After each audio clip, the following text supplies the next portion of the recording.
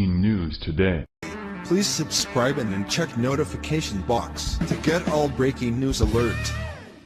Investigation into America's longest active-serving Democrat. Should Congress demand his resignation? Many Republican voters have arrived at a crossroads of sort in that they are not quite yet willing to concede that the bulk of Americans stand with them in thought and ideology. Yet there are a multitude of signs that suggest that the right-wing train of thought is exactly what is playing big the nation over, and we should look at this with a new enthusiasm. We know, for instance, that Donald Trump won the election not by cheating, as the Democrats have attempted year after year, but through a pronounced affinity with the values of Americans. Tens of thousands of Democrats deregistered and joined the Republican Party precisely because of the Trump-Pence message of Make America Great Again. A plurality of people, including Hispanics, stand with the president on his immigration policies, and the military, police, and Border Patrol agents have only gotten respect from the White House, instead of condescension, derision, and threats of federalization.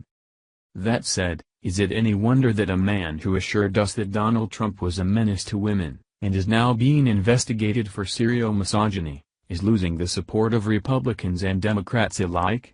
The longest actively serving Democrat, John Conyers, is now the focus of a House Ethics Committee investigation that may just end his career for good. Fox News. The House Ethics Committee announced Tuesday it has launched an investigation into sexual harassment allegations against Democratic Representative John Conyers, after he admitted to settling a complaint with an ex-staffer who reportedly said she was fired for rebuffing his advances. Following the announcement of the investigation, a second woman accused the congressman of sexual harassment, according to BuzzFeed News. The harassment allegedly occurred while she worked for Conyers as a scheduler. According to the report, the woman filed a lawsuit in February against Conyers, claiming that she received unwelcomed touching repeatedly and daily between 2015 and 2016. But she reportedly dropped the lawsuit after a motion to seal the complaint was denied. The motion was filed because she did not want to irreparably harm Conyers, BuzzFeed reported. BuzzFeed News obtained the lawsuit documents but said they redacted the woman's name to preserve her privacy. The woman claimed in the lawsuit that the harassment came via inappropriate comments or touching that eventually became so common and pervasive that they created a hostile work environment, BuzzFeed News reported.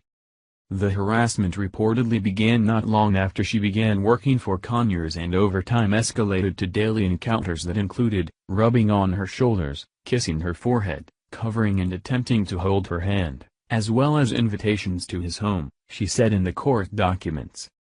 She alleged the behavior led her to experience insomnia, anxiety, depression and chest pains, BuzzFeed News reported.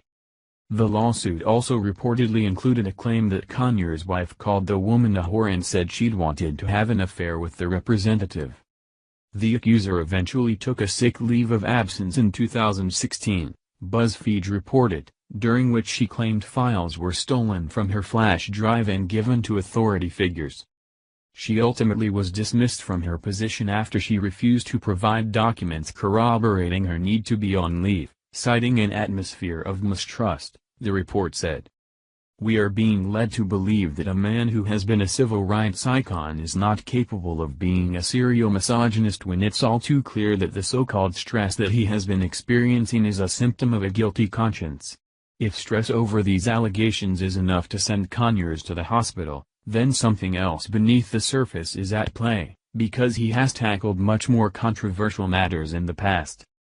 I am betting that this matter is quietly resolved in a way that saves face for the House member.